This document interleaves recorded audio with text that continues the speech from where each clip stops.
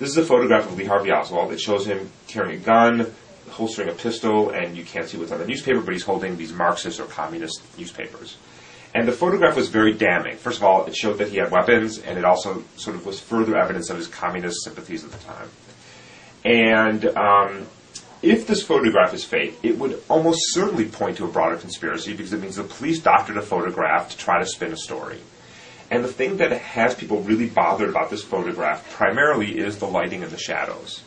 So if you look at the cast shadow by his body, you see it going back and to his right, which would suggest that the light is sort of relatively low, because it's a long shadow, and off to his left. That would sort of give rise to that. Now, what I'm showing you here is a magnified view of his face, and you see this very long shadow being cast by his nose. And that would suggest that the light is above him. And I have to say, when I first looked at this, it seemed weird to me. I'm like, well, how did that happen? So I thought, wow, I wonder if this is really a fake image. Now, at the same time, we had been doing a study to try to understand the limitations of the visual system in reasoning about shadows and lighting and 3D geometry. And it turns out we are spectacularly bad at it. I mean, really, it's unbelievable how bad we are. So I was able to temper my suspicions a little bit with an understanding that my brain just isn't very good at this. So I wanted to really not just do a qualitative study. I really wanted to sort of get at this in a very quantitative and mathematical way. And fortunately, there's just now enough technology that we were able to go back and look at this photograph from 1963 to try to answer this question. If we're interested in reasoning about shadows, the first thing we have to realize is that everything here is happening in a three-dimensional world. We're looking at a two-dimensional image, but everything here happened in the world. And if we want to recreate this, we need 3D models of everything so we can figure out, well, if I put the light here, the camera here, the person here, where does all the light go? So we have to build 3D models.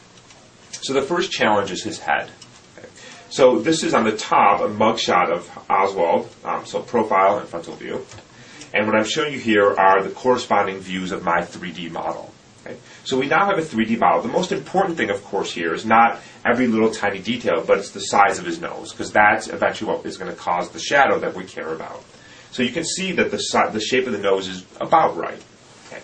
So now we need a 3D model of the body and maybe a little bit of the scene around him. More or less, we now know where Oswald was standing relative to the camera, and more importantly, where was the light? Because we now know where the light would have to be to cast that shadow.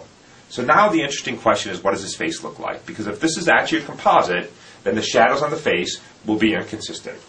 So here's the original, and here's the model from the previous scene.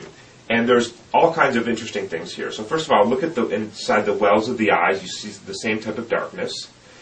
Under the lower lip, you see the darkness from the shadow. Of course, the nose is almost perfect. It's that very long shadow, which is really surprising, by the way. And my favorite part, which is on the neck, you see the shadow cutting in exactly like you have here. So everything in this photograph is exactly consistent. So you can build a quantitative three-dimensional model of the scene, of the person, of the head, figure out where the camera or the light was, reconstruct, and everything is perfect. So if this was a fake, it would have been almost unimaginable how they could have done this in 1963, because the lighting and the shadows from the person, from the beam, would have been exactly right, which even today would have been extremely hard to do. So it's almost certainly the case that the reason why people think this is a fake is simply a failing of the visual system to reason about 3D lighting and 3D geometry, because in fact, when you do the reconstruction, everything is 100% perfect. You tend to think about digital forensics as this modern-day tool answering modern-day problems. But the reality is, because photo manipulation does have a long history, we now have sufficiently powerful tools where we can now start going back through history and trying to answer some really interesting, long-standing mysteries throughout history. And that's sort of an exciting new avenue to use these modern-day tools to go back, through the decades to try to understand certain things. I think if you're going to make claims that something is fake, you can't just say something looks wrong. I mean, that's sort of the whole point, is that you've got to bring more rational reasoning to these types of things. And I think that's what these forensics tools can do.